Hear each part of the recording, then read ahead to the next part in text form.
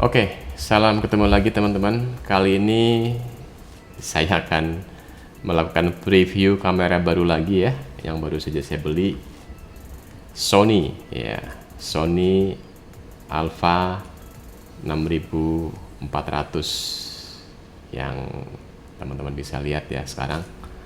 Sony Alpha 6400. Ciri khas Sony di sini ada Alpha ya, logo Alpha.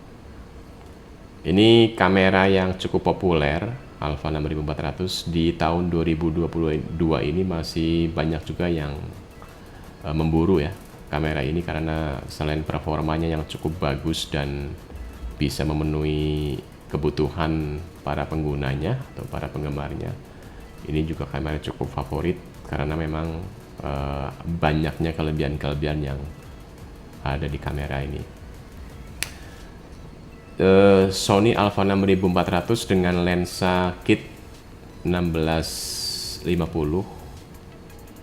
3.5 sampai dengan 5,6 seperti disebutkan di sini ya teman-teman. Dari bodinya nih sungguh sangat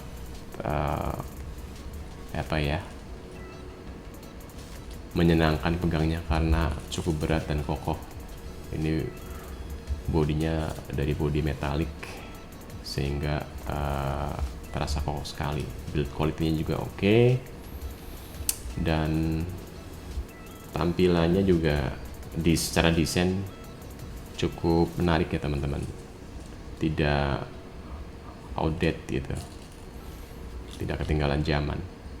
Oke, kita coba bedah satu persatu ya teman-teman ya.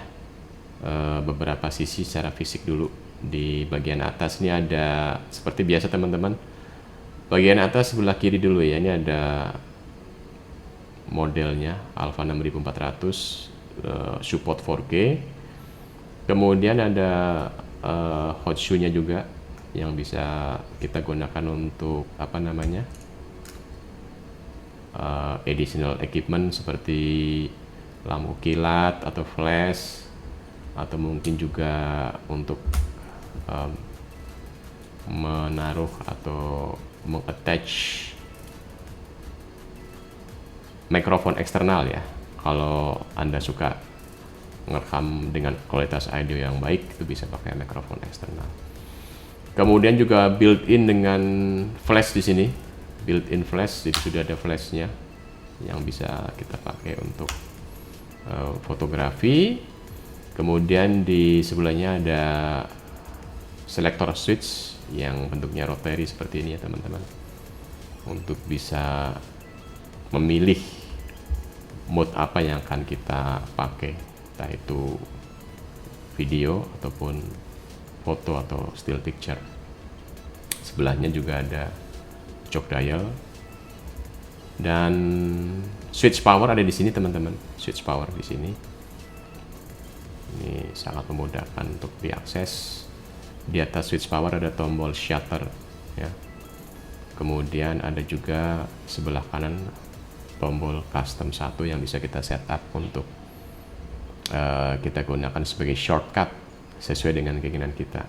Dan pemilihan shortcut ini atau penyetelan shortcut ini bisa kita pilih di mode menu nanti ya. Kita coba bisa explore. Oke, lanjut ke panel belakang. Panel belakang ini ada viewfinder di sini teman-teman, viewfinder atau jendela intip ya. Viewfinder, jendela intip. Tapi viewfinder ini dari Sony 6000 series masih electronic viewfinder, bukan optical viewfinder. Ya. Karena memang ini jenis kamera mirrorless, cenderung masuk ke mirrorless, sehingga viewfindernya kebanyakan menggunakan elektronik. Di sebelah kanan ada diopternya untuk melakukan pengaturan posisi dari image yang ada di dalam viewfinder. Dan ini adalah tombol flash, external flash seperti yang saya tadi demokan ya. Seperti ini. Kemudian ada tombol menu, ada switch untuk pemilihan fokus, AF/MF dan AEL. Kemudian ada juga tombol function, terus ada jog dial dan juga ada tombol enter di tengahnya yang sekaligus berfungsi untuk memilah ya, atau tombol navigasi. Ada navigasi ke atas, navigasi ke bawah, ke kanan dan ke kiri. Di bawahnya ada tombol playback, ini untuk memplayback hasil foto ataupun video yang sudah kita ambil. Dan di sebelah kanannya ada tombol delete untuk menghapus file atau gambar yang sedang kita playback, sekaligus berfungsi sebagai tombol custom 2 yang juga bisa kita atur melalui menu nanti untuk digunakan sebagai shortcut apa. Dan di sisi kanan ini ada nyempil sedikit, ini agak lucu ya, untuk Sony 6000 series tombol perekaman videonya justru ada di sebelah samping nanggung seperti ini, tapi ini lucu juga sih, unik gitu ya. Walaupun sebenarnya fungsi tombol recording ini untuk perekaman video bisa digantikan juga oleh tombol shutter, tergantung maunya. Ini bisa di custom juga teman-teman ya. Jadi pada saat video mode di sini Anda bisa selain menggunakan tombol record yang ada di sini di samping, Anda juga bisa menggunakan tombol shutter. Dan ini bisa dipilih di menu mode-nya. Anda bisa pilih secara custom. Kemudian di sisi kanan gak ada lagi ya, cuman itu aja. Ke sisi kiri kita, sisi kiri ini ada biasa ada beberapa port ya teman-teman. 3 port kalau di sini. Yang dari atas adalah port micro USB, berfungsi untuk melakukan pengecasan baterai dan juga mengakses data sebagai mas storage kameranya gitu ya. Kalau teman-teman mau ngambil data hasil jepretan atau hasil rekaman video, bisa dari sini juga melalui USB. Kemudian di bawahnya adalah port micro HDMI atau micro HDMI, dan di bawahnya lagi adalah port mikrofon eksternal. Oke, itu 3 port yang tersedia di Sony seri 6400. Di atas ini ada lubang mikrofon ya teman-teman ya. Lubang mikrofon ini mikrofon built-in untuk anda yang merasa kurang puas dengan performa dari mikrofon built-in. Mungkin bisa menambahkan eksternal mikrofon yang jauh lebih lebih baik dari sisi kualitas audionya. Oke. Untuk display ini seperti ini teman-teman. Agak outdated sih ya, agak ketinggalan zaman, modelnya seperti ini banget dan cenderung riweuh gitu ya. Bisa teman-teman lihat di sini. Ya, seperti ini tampilan displaynya. Kenapa sih bilang outdated? Karena pada saat kita menggunakan hot shoe untuk menambahkan entah itu lampu kilat atau flash ataupun juga aksesoris lain seperti eksternal mikrofon, otomatis displaynya ini akan ketutupan gitu ya pada saat kita melakukan selfie ya, selfie. Jadi ketutupan, hampir tidak ada gunanya nih display dengan posisi seperti ini. Dan Sony rupanya sadar betul bahwa display seperti ini sudah tidak lagi menarik di saat-saat seperti sekarang, sehingga untuk kamera-kamera yang sudah didesain ulang untuk yang sekarang-sekarang ini, displaynya sudah dalam bentuk swivel yang bisa dirotate ke samping arahnya ya, seperti di kamera Sony ZV-1 yang lebih dulu saya preview beberapa hari lalu. Oke, itu mengenai panel belakang. Terus kita menuju ke panel bawah ya teman-teman. Panel bawah nggak ada yang spesial. Kalau saya lihat hanya ada informasi mengenai produk ya, serial number, dan juga ada QR code kayaknya, QR code. Oke, terus kita menuju ke baterai ya. Baterai ini teman-teman, baterainya seperti ini, ada kompartemennya, kita bisa buka, bisa kita keluarkan baterainya seperti biasa, dan ini menggunakan baterai jenis NPFW50. NPFW50 seperti teman-teman bisa lihat di sini ya. Cukup mahal nih baterainya. Kalau beli di toko online itu sekitar 500-600 ribu rupiah satuannya. Ya, begitulah baterai Sony ya. Oke, di sebelahnya seperti biasa ada apa nih? Storage. Saya pakai Samsung ya. Pakai Samsung jenis micro SD yang di combine dengan adapter seperti ini. Oke. Nggak ada yang spesial.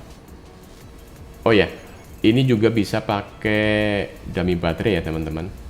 Pakai dummy baterai, dan ini disediakan semacam coakan nantinya yang bisa dilepas manakala Anda menggunakan dummy baterai, dan ini bisa dijadikan sebagai lubang untuk kabel dummy baterainya. Kemudian ini informasi mengenai lensanya, dibuat di Thailand dan lain-lain. Sony Corporation model SE-LP 1650. Oke, nggak ada yang spesial. Udah di eksternal bodinya ya. Oh ya, ini kamera menggunakan sensor APS-C ya teman-teman. Sensor APS-C, dan lensanya menggunakan jenis E-mount standar Sony ya. Ini lens kitnya itu 1650 dengan optical steady shoot. Oke teman-teman, kita coba hidupkan dulu ya kamera ini, dan kita akan coba lihat menunya satu persatu seperti apa.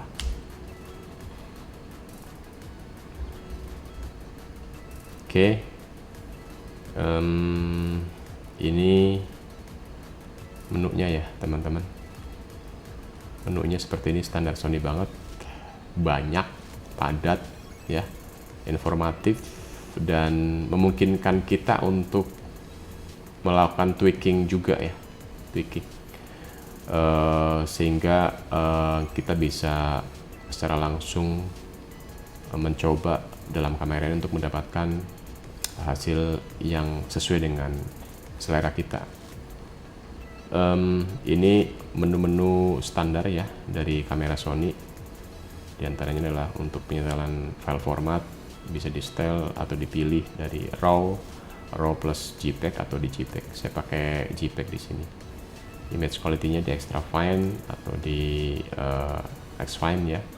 Ini bisa dipilih juga X-Fine, fine sama standar. Saya pilih di extra fine. Kemudian JPEG size-nya juga bisa dipilih, ini large, medium, dan small. Ada 20 untuk large, 10 mega untuk medium, dan smallnya 5,1 mega.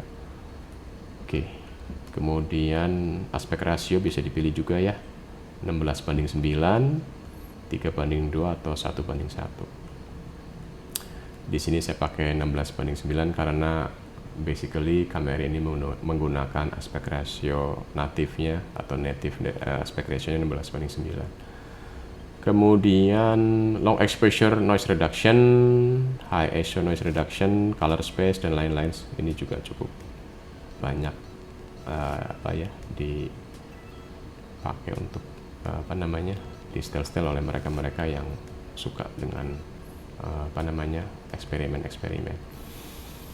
Kemudian ada AF illuminator, yang lain-lainnya juga. Oh ya, satu hal yang saya suka dari kamera ini adalah adanya profile picture ya. Ini di menu paling bawah, profile picture. Kebetulan di sini sedang saya off-kan. Profile picture ini bisa secara langsung di-adjust atau dibuat ya oleh Anda teman-teman yang suka dengan profile picture. karena ada dua profil picture yang cukup menarik ya, yang biasa dipakai di kamera Sony adalah salah satunya adalah untuk gamanya bisa memilih sign atau memilih S-Log ya, kira-kira seperti itu teman-teman. Jadi cukup menarik. Oke, terus kemudian informasi lain. Oh ya, face registration ini adalah untuk memasukkan wajah-wajah yang akan kita gunakan sebagai referensi pada saat kita melakukan foto-foto ataupun rekaman-rekaman video ya. Jadi diregistrasi dulu entah wajah-wajah yang sering Anda gunakan untuk model di sini, entah istri atau anak-anak Anda atau orang-orang lain ya. Kemudian kayaknya itu dulu sih ya teman-teman ya, nggak ada hal yang cukup signifikan dibandingkan dengan menu-menu kamera Sony lainnya. Ini cukup dibilang standar juga enggak, tapi ya seperti inilah standarnya kamera Sony ya, rata-rata memberikan menu yang banyak, kompleks, tapi cukup menantang. Kenapa saya bilang menantang? Boleh jadi untuk anda yang baru mengenal kamera Sony ini gimana ya, banyak banget parameter yang bisa kita setel, tapi ini justru membahagiakan karena kita disuguhi dengan berbagai macam kelebihan dari kamera Sony yang bisa kita tweak, bisa kita setel, bisa kita customisasi atau disesuaikan dengan selera kita gitu ya, kira-kira seperti itu teman-teman. Kemudian yang lainnya adalah saya coba cek mengenai versi firmware-nya ya teman-teman. Firmware yang saat ini nih, yang terakhir versinya adalah 2.0. Oke, ada di menu setup 7 di version, kita lihat ya, bener nih, bodinya ALCE 6400 atau ILCE 6400 dengan version firmware-nya 2.0. kemudian lensanya version 01. Ini sudah sesuai dengan firmware yang terakhir yang saya lihat di websitenya Sony. Oke, ini seperti inilah tampilan LCD-nya teman-teman, informatif sekali ya. Kita bisa lihat dan bisa di custom sebenarnya display informasinya, termasuk metering-nya segala macam, dan juga ada penyetelan aksisnya ya, sudutnya apakah rata atau enggak. Oke, cukup informatif.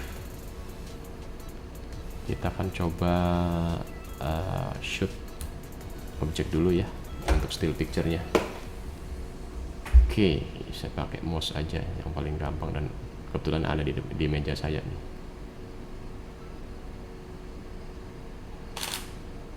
Oke, ya hasilnya seperti itu teman-teman ya, hasilnya seperti itu.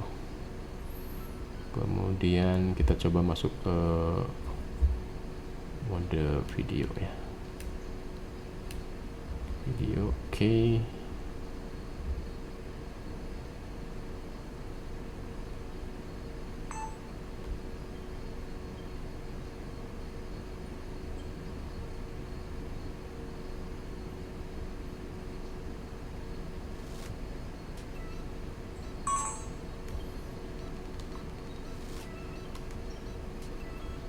Ya, seperti inilah kira-kira ya hasilnya.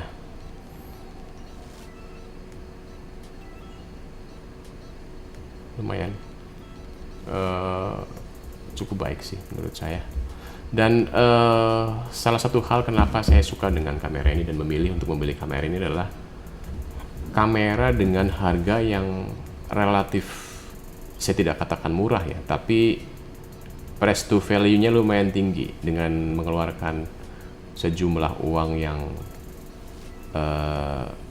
sedemikian besar katakanlah, tapi value-nya atau kemanfaatannya itu cukup tinggi ya, sehingga bisa dikatakan price to value-nya tinggi juga ya. Jadi artinya gini, kamera ini saya beli kebetulan harganya sekitar 11.450.000. Itu saya hoki banget. Ini kamera resmi garansi Sony Indonesia yang saya beli dari JDID ya. Waktu itu kalau tidak salah stok tinggal 2 dan JDID memberikan diskon 11 juta.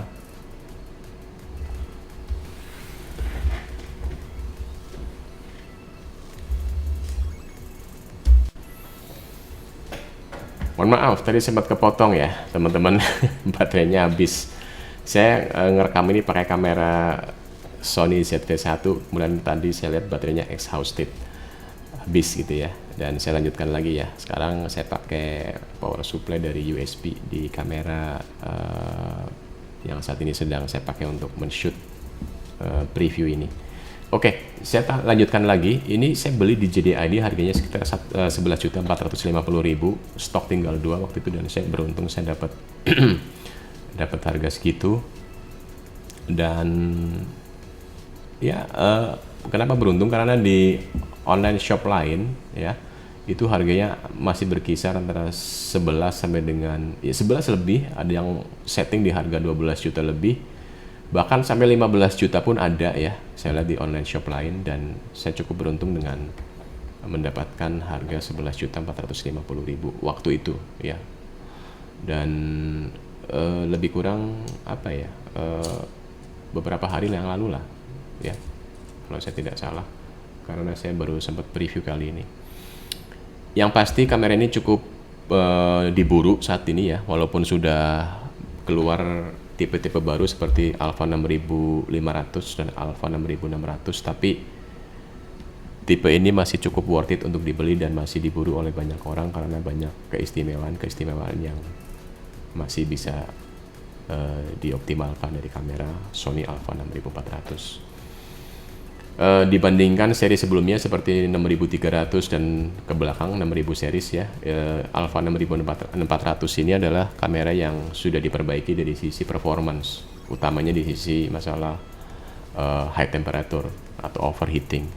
Di kamera ini saya sudah coba pakai untuk merekam 4K sampai dengan 1 jam lebih, itu pun nggak pernah terjadi overheating, luar biasa. Ini yang kemudian mungkin menjadi salah satu acuan oleh teman-teman fotografer ataupun videografer yang tetap mencoba membeli kamera Alpha 6400 sampai dengan tahun 2022 bulan November kali ini ya. Ini masih tetap menjadi barang buruan oleh para bukan kolektor tapi pengguna langsung gitu. Sejujurnya saya menggunakan kamera ini untuk videografi saja, sedangkan untuk still picture saya hampir boleh dikatakan nggak pernah. Karena emang ya sesuai yang saya sering lakukan, saya lebih senang melakukan preview atau mungkin melakukan review sesuatu, entah itu apa namanya produk, tempat atau apapun. Oke, dari saya mungkin itu dulu ya teman-teman. Kalau ada hal-hal yang mau teman-teman tanyakan atau sampaikan, silakan isi di kolom komen. Dan untuk menyemangati saya dalam membuat konten, silakan subscribe channel saya ini.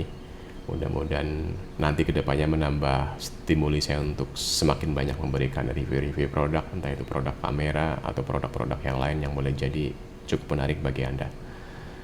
Oke, dari saya itu dulu teman-teman. Terima kasih untuk waktunya melihat secara langsung preview yang sangat sederhana ini. Oke, salam sehat, sampai jumpa.